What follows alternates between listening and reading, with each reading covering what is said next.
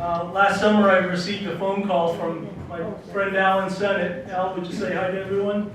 Well, He called me up and said, how would you like to work at Boston Light?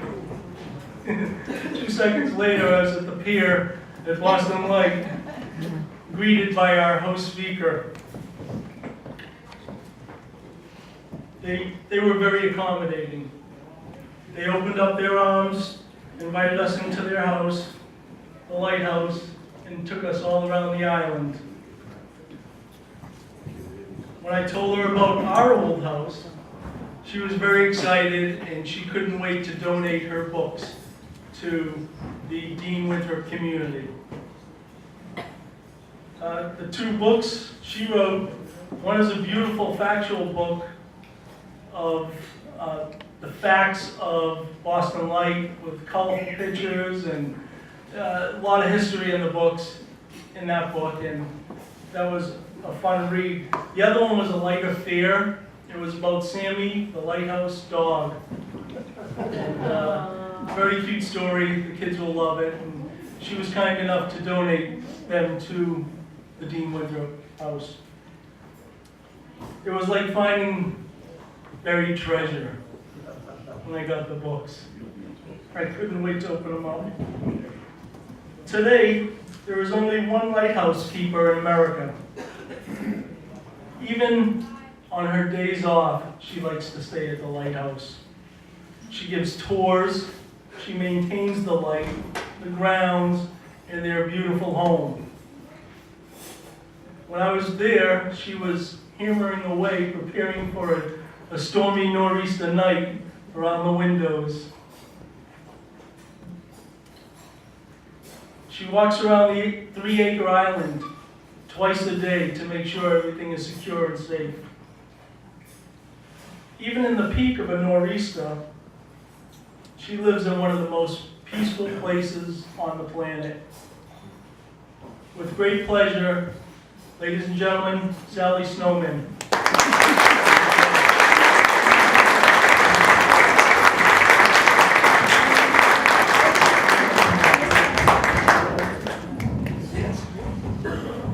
Well, I'm really honored to be here and speaking to you citizens that we get to view all the time from the top of Boston Lighthouse.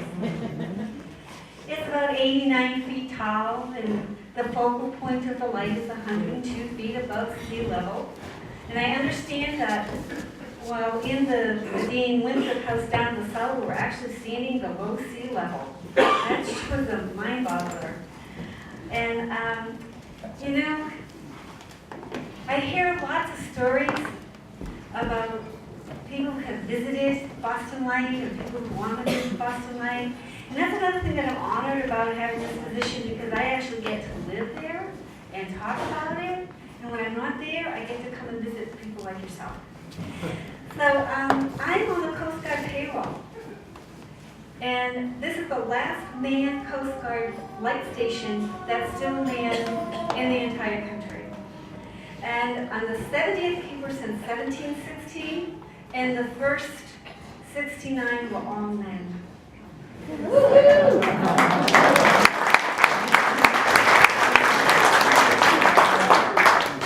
So I get a couple of questions all the time. Number one is, why is the light station still manned? It's automated. In fact, with GPS and all the other fandangled electronics, why do we even need to have a lighthouse today? Well, there's something called the Congressional Law that was passed in 1989 that said because it was the first established light station in colonial America in 1716, it must remain manned. So that's why we're there. And as far as the Coast Guard's concerned, that light's going to continue flashing, and that foghorn is going to continue blowing, because it is a national landmark as well as a site. So providing that Congress keeps on coming up with the money to maintain the place, then we can staff it and we continue to have tours out there. So the second question is, how do you get there? How do you get a tour? Well, another part of that 1989 law said that it also had to have access for the public to learn about the history and enjoyment. And the way that the Coast Guard accomplishes this is by having a partnership with the Boston Harbor Islands National Park area. Have you heard of that park? Show of hands. It's right in your backyard, and one of those headlands that are part of that park is Deer Island. So it consists of 34 islands and peninsulas, and it's a newer island. It's going to be 20 years old in 2016. The National Park Service is going to be 100 years old in 2016. Boston Light is going to have its 300th birthday in 2016. Now, is that coincidental? So the question is, well, you know, okay, you have the Park Service. The Park Service brings tours out there. And you're going to be looking at some beautiful pictures tonight. You're going to hear about some history, and then you're going to hear, but the island is closed for 2014. There's no visitors in 2014. Well, how can that be? Well, we're having a big birthday bash in 2016. And the Coast Guard has come up with a $1.1 million repair job to the facilities at Boston Light. And trust me, the facilities are old and they need repair.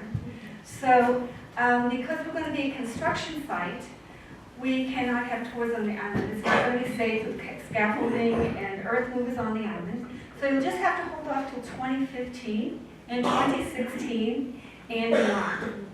So one of the things my husband and I did is write 2 books. And another question that I get asked frequently is, Sally, how did you get the job? Well, have you ever heard the saying, history repeats itself? Yes. Okay, well, in 1716, the keeper was civilian. It was a civilian keeper until 1942. And there's an article on that piano over there that's going, oh, boo-hoo. Because what happened in 1942 is this. I'll read you the paragraph. And I didn't plan for this. This is kind of interesting. I found that in the wall in the house there in Winthrop.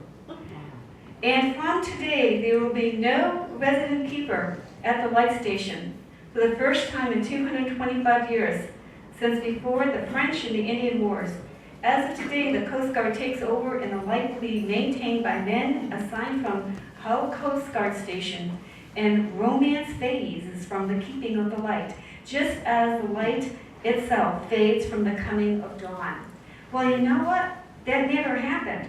What happened was, instead of it being a civilian keeper, it became a Coast Guard active duty person. And it's been that way for since 1942. And when the active duty were out there, their duty was for 2 years.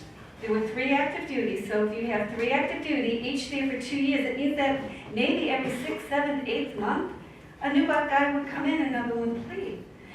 When the Park Service came into being and we started going into a partnership to give tours, it was kind of hard not to have consistency out there. Because some of the keepers really loved visitors, and others didn't. So depending upon where they stood, depending upon what kind of a welcome you got when you showed up. So the Coast Guard went back to the way it was back in 1716 to a civilian. So I work for the Coast Guard, and there's 4 components to the Coast Guard. There's active duty, reserves, auxiliary, which is the volunteer component, which Jay is wearing Coast Guard auxiliary uniform tonight, and then the civilians who wear civilian clothing, and that's me. We're in auxiliary and civilian are not law enforcement parts of it, we're support parts. So Jay and I actually met in the auxiliary. This is going to be my 38th year as an auxiliarist. And one of the things Jay and I had in common when we met in the Fine Feathered organization was we loved history. And so we did 5 years of research on Boston Light. This was not a finished book. But our friends were saying, you know, you have so much information. Why don't you just share, you know, put it between 2 covers and publish what you have to date. We have so much more information now, we could write another book this size and repeat very little in it. However, there's no time to do that right now because we're too busy keeping the island. So how did I get this job? That's another question. Well, did you know that the federal government hosts all their federal jobs on usajobs.com. And at the last hour, I threw my hat in. Although I had been volunteering out there for a number of years, I figured I wasn't in the Coast Guard, I didn't have any of the federal points or anything like that. So, but I just did it. And lo and behold, not only did I get hired, but I'm going on my 11th year. So,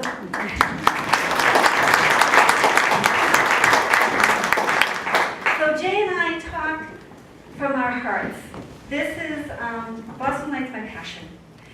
And once the slide presentation comes on, you'll be able to see some beautiful pictures. But I'm going to start the story without the pictures. And we go back to the time of 1716 when there were no cameras.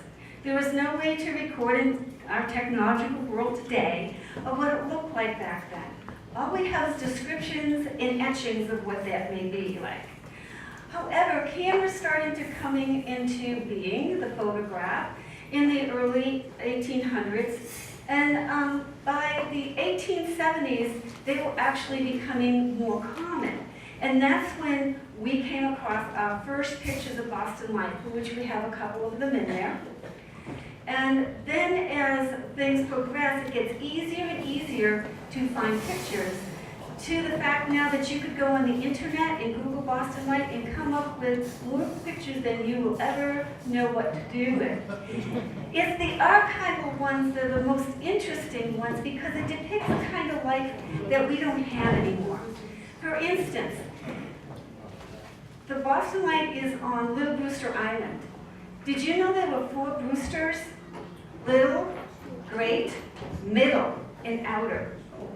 Great Brewster and Little Brewster used to be connected many years ago, and now it still is at low tide. So imagine Little Brewster Island at high tide right now, it's 1.5 acres. At low tide, it's about 3.5 acres. And in the late 1920s, early 1930s, there were 3 keepers, 3 wives, and 19 kids. So what did they do? They would take hikes over to Great Brewster Island. And then did you know that once upon a time there was an actual lighthouse at the end of Brewster Spit? The kids used to walk out to that lighthouse, play with those kids, and at the end of the day, the keeper would take them over to Little Brewster and vice versa. So way back in those days, the harbor was a community. There was a time when you got to play point A to point B by boat. They didn't have the cars and the trains and all that kind of good stuff. So today, what we talk about when we talk about the islands is how things have changed. So we're looking at Boston Light here, and that is Great Brewster Island. And we're looking at the back side of the island, and we're looking over toward Hull and Cohasset. So it's kind of neat to start the picture on the back side. So Great Brewster Island used to have a little summer community, and it was a fishing community. And one of the things that the kids on Great Brewster Island like to do with the kids on Little Brewster Island, they had rowing contests. There was all sorts of things that would take place in this little community. So now that we've got this up and running, let's start. Okay, here we And are. why do we want to still have the lighthouse out there, but with all this electronics we have? It's a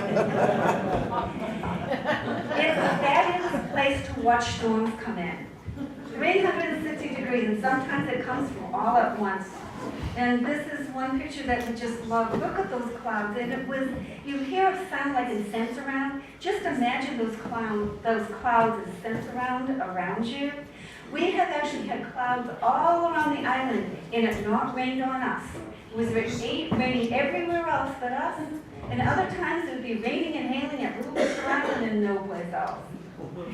And so this is going to be what you would see as you come up to the island, walk along the pier, and as you can see, it doesn't look that big. We have the boathouse, the keeper's house, and you can see the tower in the back, and to the right is a little oil house, which we use today for our flammables like gas for the tractor and lawnmower. Next. I actually took this picture picture coming home from Mississippi in September. And doesn't that look like a fish, doesn't Great Rooster? Yes, it does. That's amazing. It never looks the same twice. And then we have the town of Hull, the Long Peninsula there. And this is another bird's eye view of the house and the Winthrop sister is in the building. background there somewhere. No, And if you are a collector of Lighthouse memorabilia, and you want to know if you've got a good rendition of the Lighthouse Tower, Boston Light, there's two things to look at. First, the number of rings on it. And right now there's 5. Once upon a time there used to be 6. And that's another question people ask is, why are there the bands on the island? And Jay loves to give the example of that. Jay, why are there rings on the Lighthouse Tower? They rebuilt it in 1783, and when the new tower was about 40 years old, it had this bulging problem that I have. So they put the iron bands on to keep it together. So you've got the 5 iron bands, and if you see a 6th one, that's authentic as well because there used to be one here. If anybody can't hear me, just hold up your hand, I can speak louder. And the other way to tell if it's an authentic rendition is it has 2 decks or 2 galleries. This is the gallery from 1783, and in 1859, to put the Fresnel lens in, they had to jack it up 14 feet, so there's 2 galleries. And you see that flashing every 10 seconds when it's working properly. That lens that's there is 9 feet tall, made of 336 individual prisms, weighs 4,000 pounds of glass and brass, and it's now electrified by a motor. It used to be on a clockwork, so now we have modern technology with something that's 154 years old, and there's glitches sometimes. So if you ever look out to the bay and you don't see it flashing, you know that's one of the little glitches. and so those are just the kind of things that you can look at to verify whether it's a really good rendition. And this picture just shows the year of the various buildings. Now the first tower built in 1716, they had a few problems with it, like it burning down, things like that. But one of the biggest things that happened was, as Jay would call it, we had They had a little row with the British, much better known as the American Revolution. And the British said, if we can't have that tower, we're certainly not going to let the revolutionists have it, and they blew it up on the way out of Dodge. So the tower that you look at day in and day out over here, that's the new one, 1783. So one of the things that people make sure that Jay and I know our history, and they'll say, well, you know, Boston Light isn't the oldest lighthouse in the country. Yeah, but they're all tourists down there in Sandy Hook, New Jersey. But what it is the longest manned lighthouse, just like the Dean House here. It's the one that has had it resident. Somebody has lived in that house since it was built. It's the oldest one in the entire country. Well, Boston Light is the oldest one that having it continually manned since 1716. It's the second to oldest tower, but the one that has been manned. Even through the Revolutionary War, there was a lighthouse keeper assigned to it. Don't know whether he was there very often, but there was somebody there on the If you shop on your U.S. history, 1783 happens to be the year we signed the treaty with Great Britain, making it economically viable to rebuild.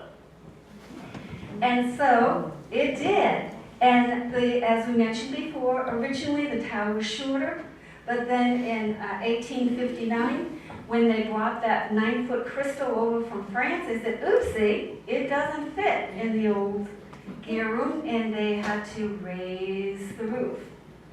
Next slide, please. And mentioned earlier that we didn't have photographs in the olden days. So So this is an example of many renditions of what the island and the buildings looked like back in the 1700s. And notice the trees. They probably had a very cold winter one time and cut them down so they wouldn't freeze.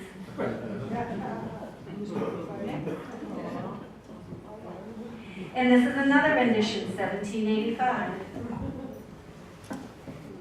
That's the nice thing about photographs. When you get a photograph, usually you can depend upon it being what actually was rather than somebody's rendition of what they thought it might be. And this is an actual picture. And notice the number of rings it has. And the keeper's house. This is around 1870. And at that time, they had a principal keeper and an assistant keeper. And the assistant keeper was on the right side of the building, closer to the fog signal. Middle of the 19th century, it was the fog signal and all of their demands to keep running is what actually introduced the assistant keepers. They could no longer pass it off on the wife and keeper and the family to take care of. And this is the picture I love, 1875. And these pictures were donated by Jane Holbrook Jewell. As a child, she used to go and visit at Great Brewster and walk over and visit Little Brewster. And where the two people are sitting on the stone in the forefront, where there's some nice tall grass with some flowers, that's where the keeper's house that we live in sits. And do you see there's something like laying on the ground? Those are clothes. And what would happen is it's a wind-blown island, windswept island, and it's also very damp. So what the people would do to dry their clothes after they washed them, they'd lay them on the grass, and they'd actually dry better. We can actually see a couple of posts where they would hang them as well. The other thing this shows is the keeper's house, and then the connector to the tower. And then if you keep on going over to the right, there were these other buildings that we don't know what they were, workshop kinds of things. And then we have a little white thing that looks like a doghouse. Now, one of the things that Little Brewster Island is they experimented with lights and with fog signals. And when they were using steam needs a lot of water. And although we had a cistern building, it necessarily didn't always give as much water as they needed. So If it doesn't rain, the cistern doesn't work. And so they tried to dig wells, but it was just, you're in a soft environment, it was brackish, machinery didn't like it. And you know, back in those days, they really didn't care about the quality of life of the people that lived on the island. They needed the water, the fog signal. And this is in the 1890s. And if you notice, we have another house, and that's the one that stands there today, 1884. And to the right of that is a little barn, and behind the barn, you can't see it, but it's our house. And then the assistant keepers, the duplex, behind their house was their outhouse, and from what I heard... That was a duplex outhouse. And you never used anybody else's outhouse. If the kids from the assistant keepers ever used the one from the principal or vice versa, that would be a big no-no. Be a big stink about it.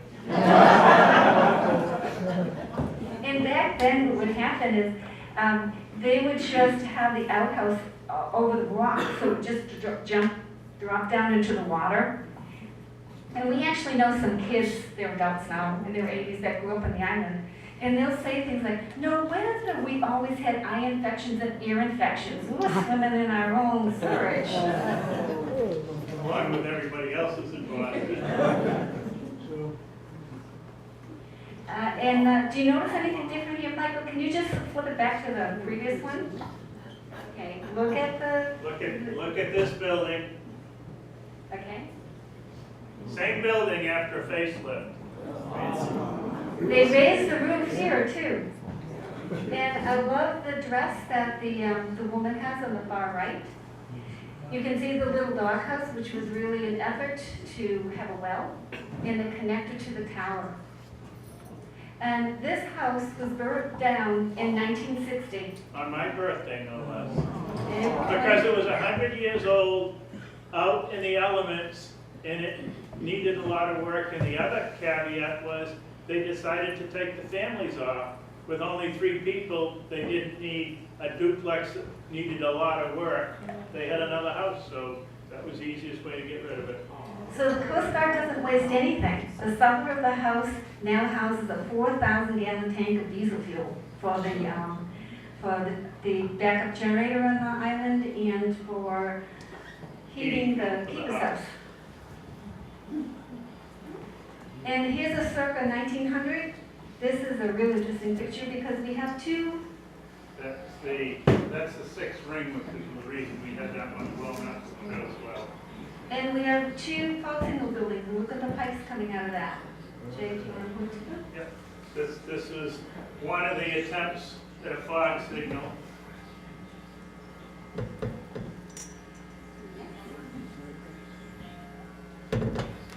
This was the original fog signal. 1719, 3 years into the Lighthouse, we were already onto our 3rd keeper, the first 2 having drowned. In fact, the second one was never officially appointed, but seeing as he drowned, they gave him credit. And these are the 80-year-old kids that Sally was talking about that used to swim and figured out why they had all their problems. If we go back to the article that I made reference to, the keeper that was taking over, his name was Ralph Norwood. And he was asked, "Hey Ralph, would you like to remain a civilian keeper or would you like to be a first-class petty officer for the Coast Guard?" And he said, "Gee, I think I'd like to be a petty officer." And so he was. So in 1942, he put on a different kind of uniform, and it was active duty until 2003. And as mentioned earlier, what was happening is as the Park Service was building a relationship with the Coast Guard to bring tours out there with park rangers and all sorts of good stuff, with 3 active duty, they're just changing out every 2 years, that to have a consistent personnel out there was being a little challenging. By making it, once again, a civilian position, there was no end time to it. So there's no end time to my job.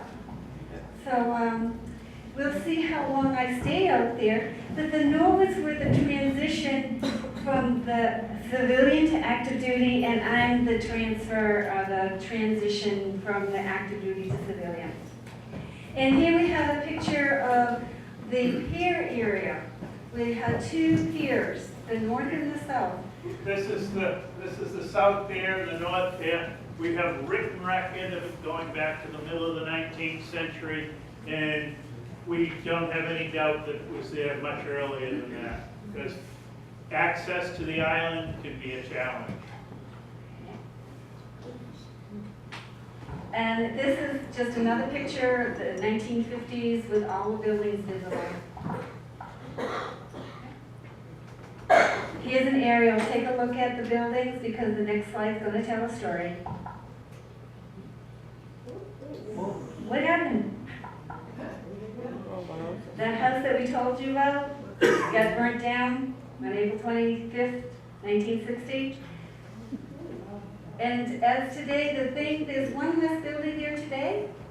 The barn that went to the keeper's house. This structure is no longer there. And the north pier, there's just some steel rebar left of that. Yeah. I actually asked Ralph Norwood's daughter, who was in her 80s, if she remembered anything about that. And she said, "Oh yeah, when my dad was an assistant keeper, he earned money putting stone on the inside of it." So that dates the steel sheet pier to about 1929. And this is what Boston Light looks like today.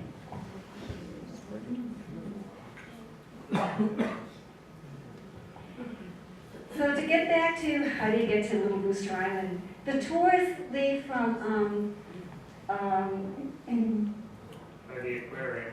Central Wharf. and follows out through the Narrows and out to Nantasket Roads. You'll see the arrow, Jay, could you point to that? And so the question that asked a lot is how This is did, your natural thread of the stream for the Charles River, the Mystic River, Chelsea Creek. That's the natural deep water. and so back in 1716, when Boston was a fledgling port, and so they were thinking about putting a lighthouse out there. So they were looking at Great Brewster, they were looking at Little Brewster, they were looking at Point Allerton. Point, Jay, could you point out where that is and how? This is Point Allerton. This is Little Brewster. And unfortunately, the Shag Rocks is just east of Little Brewster Island. So that had a determining factor to try to take and keep the vessels safe. Little Brewster was the best location. Shag Rocks, there's not enough real estate to put much of anything on. So the next part of the story is a sad one. We have to get the hanky out. What happened was that the ships were getting bigger. They were getting steam engines put in them starting in the 1850s. This area is called the Narrows. So they said, we want a deeper channel. We need safer water. So they decided to dredge off in the hunt in Winthrop, the north and the south channels. They built Graves Light. They turned that light on in 1905. And so Boston Light was now playing second fiddle because all the large vessels were coming in past Graves Light and Deer Island and not through the Narrows. However, today, Graves Light is solarized, so you can only see it 7 nautical miles. Boston Light can still be seen at 27 nautical miles on a clear night with 2 million candle power. So we might not be the most, out in the harbor, the most premier light for entering the harbor, but we were certainly the brightest.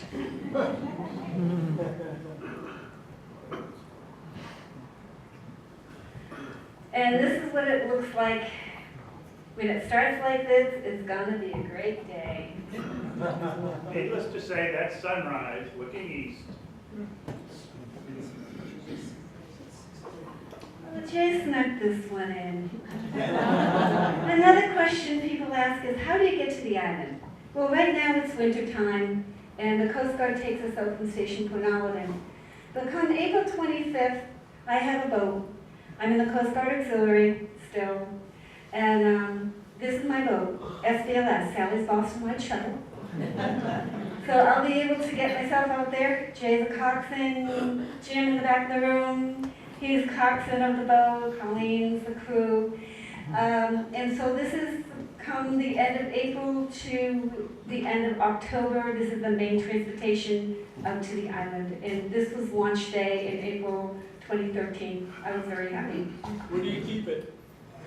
In the summer, the question is, where do we keep the boat? In the summertime, it's kept at Turn Harbor Marina in the back river, right across from Hingham Shipyard. And in the wintertime, it's kept in what's going to be Sally's house. It was a house her dad built, so it's close by. Okay, so we talked about the National Park Service. How do they get you to the island? Well, we have this partnership. And one of the partners is UMass Boston Marine Division, because they have this boat called the Columbia Point that's perfect for bringing visitors out from Boston to Little Brewster because it's fast. There's a lot of boats in the harbor that could probably do the job, but transportation time is one of those factors. So this is the boat that you come on, and the tours are limited to no more than 45 people at any given time, so that you don't get feel crowded. And the boat has a capacity of 110 people, so there's a lot of elbow room on the boat. And this is what the boat docks to. And you step off the boat, and then you head up the gangway to the island. And the boat does not stay tied up. This is important information, because some people see the boat taken off, well, where's the boat? It's too rough to stay tied up there. It's not a comfortable place. It is the outer harbor. This is a somewhat calmer day, but we get hammered out there quite frequently. But the boat comes back in an hour and a half and picks you up and brings you back to Boston. And then as people come off the boat, they head for the boathouse. And there's the ranger directing to the boathouse, please. And this is inside the boathouse. It's very rustic, folks. It's the It's our newest. newest building, not anywhere near as old as your house, but it was built in 1899. Remember a big storm the year before? The Portland Gale. So this is our newest building, and there's a white rope in the forefront because the other side of the boathouse is our workstation, and the side you see the people is the visitor place. So it's interesting. There's yeah, it's rustic. We'll leave it at that. This is another picture of the boathouse. This is for Friends of Boston Harbor Islands. This is Kevin. The volunteers out there from the auxiliary and the Friends. And the Park Service has volunteers too. They call volunteers the Parks VIPs. Do you know that there's a Boston Light postage stamp? A New England series was unveiled on August 13th, 2013. And this was at the Greenway where the Park Service has their visitor center. And this is actually an oversized stamp. Next picture, please. I think it shows it. No, I took that, we tried to cut down. Picture out. We tried to cut down. Okay, could you go back to the- No, we tried to cut down, cut down. Could you take the little pointy thing? This is the stamp, and they are very popular. And I live in Plymouth and also Weymouth, and both those post offices, you can't get them anymore. You can get them, I bought them about a month or so. You can still get them online from the U.S. Postal Service, and you get 5 of them. So what I'm doing is I'm trading off with people.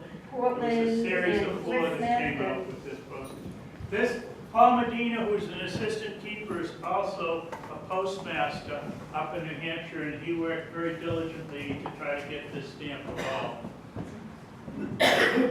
next. And we were a construction site in 2014. We had a little bit of a fuel leak from the 4,000-gallon tank, but didn't shut the tours down. We just told them to give a wide berth around our little construction site. This summer it's going to be too invasive because we're going to have scaffolding around the tower, and it's not going to be safe to go into the tower, things like that. And we also got a new sewage treatment That's plant. a replacement for the outhouse, folks.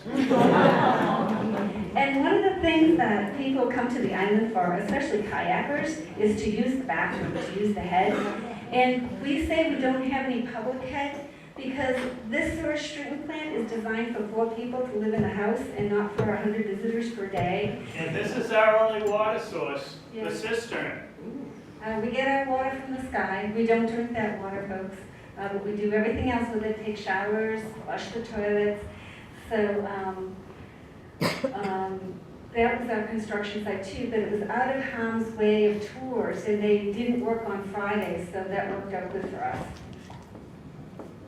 And another thing that people enjoy coming to the island isn't just climbing the tower, but we actually have a tidal pool. And one year we had a little baby lobster in it. Another year we had a blue lobster in it. We find all sorts of nifty critters. And this picture here is the first keeper of Boston Light was George Worthylake. He drowned after 2 years of being in service. And this is the Worthylake ancestors. There are 4 generations that came up with us. It was a really fun day. And this is school kids out at the island, which we haven't been able to do lately because the dock doesn't come out until after school is out. And then it's too early in the season in September to bring kids out. It's But it's really, logistically difficult anyway because you've got to get the kids from the school to the boat, to the island, and repeat the process all in one day. It is a challenge when it works. And these were some kids from the aquarium, their camp, and with their bright pink t-shirts on. They were cute. We have Outward Bound, Thomson Island Outward Bound, and they come and visit us. So this was the day that they came. Okay, now we're going to take a little tour. This is the entrance to the Lighthouse Tower. It's our museum room, and you can see why we need some work on the tower, because the stucco is coming on. Years ago, they used to have the keeper whitewash it every year, and then they decided they can't do that, so now the option to whitewash is something called thorough seal, and if the tower is dry, it doesn't stick, so. This is just an example of the stucco coming off. Doesn't that look like a bear? Yeah. It also shows Boston Light is a rubble stone tower, and we have so many people come out, and where's the stone? Well, it's all covered over. Well, here's the stone. This is inside the museum room, and we house the Coast Guard's oldest artifact in the entire country. It's a fog signal cannon dating back to 1719. We have other artifacts on display. They're not necessarily just... That's a 5th order Fresnel lens, which is the same as the one up above, except smaller. But we don't have just Lighthouse memorabilia here. Did you know that Boston Light is an aids to navigation? Did you know the Coast Guard maintains over 40,000 aids to navigation in the entire country? And so when this cabinet was built back in 1964, it was just collecting things that the Coast Guard was going to otherwise dispose of. So it helps to tell us that story, that it's not just about lighthouses, it's about the other 39,000. This is actually a picture of Ralph Norwood inside with the last thing they had before they went to electricity, called an incandescent oil vapor and a Coleman camping lamp, and you know what I'm talking about. And then we have our 76 spiral stairs. And then you climb a ladder into the gear room. Now remember, this sucker has been here since 1859. 9 feet tall, 336 individual prisons, and it weighs 4,000 pounds of glass and brass. And visitors get to go nose to that. Isn't that amazing? And the gears, the wheels that you see there, that's the sacrificial metal. So the big gear work, that's an original. But the chariot wheels get replaced every 7 to 10 years, whether they need them or not. Usually it needs it. And this is a picture of going up into the lantern room, where you can get this panoramic view of the harbor. And we just forewarn people that if you have vertigo, just be aware of that. When you see the far expanse of the universe, sometimes the vertigo kicks in. Just be aware that that might happen to you. And this is a picture of one of the 12 lenses, the 12 panels. And we're looking out to Great Rooster Island there. And that's the inside of the lens. Isn't that beautiful? It's been there for 154 years. And so what we say to people, for safety reasons, when you get into the lantern room, if you don't know what to do with your hands, put them in your pockets. If you don't have pockets, pretend you do. And one of my favorite pastimes is to sit in the keeper's house kitchen with binoculars and watch people in the lantern room. And I've actually seen people touch it. There was one guy, he must have been at least 6 feet 4 inches tall, with a pink and white striped shirt. And he reached up and he touched the prism. I almost got on the walkie-talkie and said, "Hey, the guy with the tall guy with the pink striped shirt, get your fingers off the lens." But that's what I do. I do some reconnaissance work. Wash it, we clean the lens to get fingerprints on it. Yeah, I mean, it's old, so whenever a visitor touches it, then we have to touch it to clean it. And we really like to just sort of dust it off once a month, and having to do it every day is not good for the pets. Okay, we are not only a light station, we are a fog signal station, and it goes beep every 30 seconds, even when it's not foggy. This now functions quite a bit. The Coast Guard doesn't know why. I have a theory about this. That is, Do you know that there have been Native Americans around for a long time in the islands? And then we've had 69 keepers in there, and lots of families out there. You can't tell me that their spirits haven't left some prints out there. And I think sometimes what happens is that the spirits have a little party on the northeast side of the island. So when the sensor is seeing if there's, any flood bank of moisture up there, it's sensing the energy and it sets it off. So here it is, 3 o'clock in the morning, starlit night, full moon, and that bloody one is going off. And saying, the spirits are having another moon party. And this is a picture of the team. We have Coast Guard Auxiliary, Friends of Boston Harbor Islands, and Rangers, all waiting for the boat to come back. And it's time for the visitors to go. We get into some pretty pictures. One of the things that's fun to do every year is plant a garden. Last year was difficult because we had the storm and the flowers got pickled. It took, 3 tries before they... Yeah, this took three plantings to get them to stay. look good. We had praying mantises last summer. They were beautiful. We had lots of rainbows. That's a double one. We had a sailboat go around between the spit on You the don't two read the chart, it isn't going to help you. And do you see Winthrop?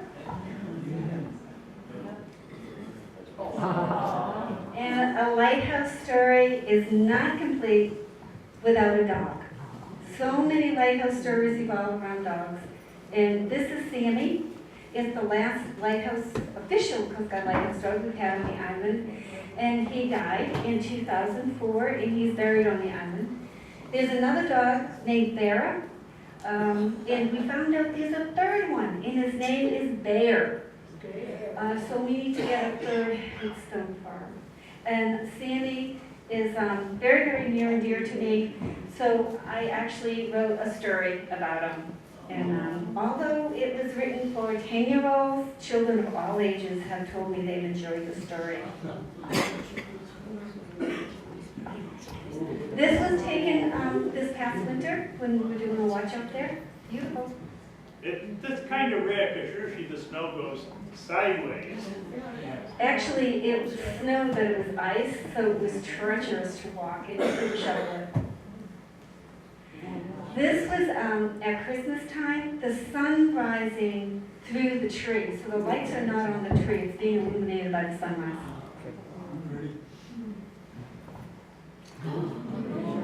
We have a muskrat problem on the island. Did you know muskrats are vegetarians? So what they do is they go for the roots of plants, our grass. So they don't dig deep, just enough so that when you're walking the grounds, that the front of your foot gets caught and you go funka on your Well, I face. can think it's the old movie Caddyshack. So have you heard about the Snowy Island owls off of Logan Airport and how they had caught them and sent them up to Newberry? Well, we have one that's living over in Great Rooster and helping us control our muskrat conditions out there. Because when we go there, we find like a spinal cord or a couple of feet, fur balls. So we're up to a count of 5 right now that the owl has done some natural clearing for us. Jay likes this one. She's climbing up there.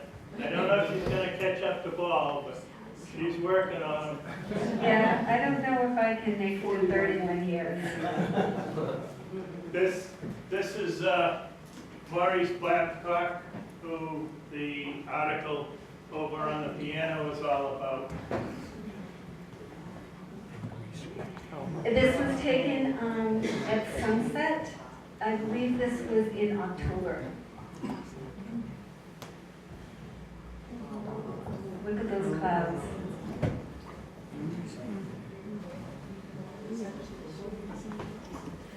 The end.